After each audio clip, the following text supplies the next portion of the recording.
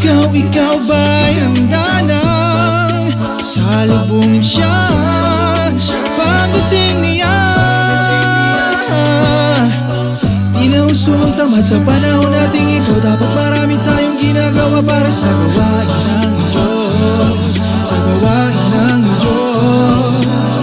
Sa tungkulin tayo magtalaga, puspusang tuparin tungkuling itiniwala. Pagbigyan ko ang masama, ipaglaban natin ang pananampalataya. Ating laging handa sa makikitigmas, tatalati kaniyang salita. Sa mga tukso'y mga patatangay, ito ay pagkana ng ating kaaway. Kaya laban na nalaban kapatid ko, ang utos ng Diyos sa atin laging tuparin, oh. Kahit pa mahirap ang pagsubok, huwag sumuko, sapagkat ang ating Ama sa atin nangako.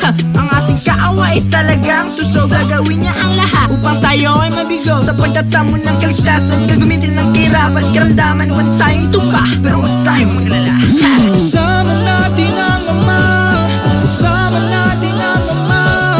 Hindi tayo nag-iisa, sapat ang tulong niya. Kasama natin ang Ama, kasama natin ang Ama. Hindi tayo nag-iisa, sapat ang tulong niya. Tunay na malapit na ang pagdating ni Kristo. Tunay malapit na. Tayo nang sumalubong sa Kanya. Ang puso at isipan ay ganap na ihanda. Di na uso magtamad sa panahon nating ito, maging ang kaaway natin ay masipag sa pagtukso.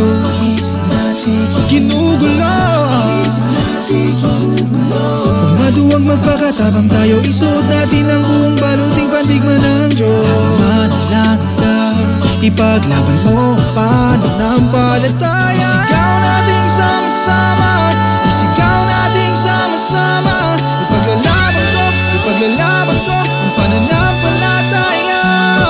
Isigaw natin sama-sama, isigaw natin sama-sama.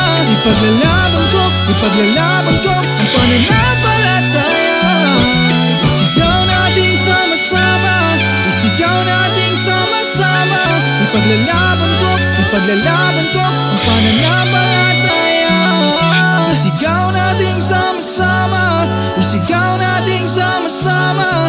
Ipaglalaban ko ang pananampalataya.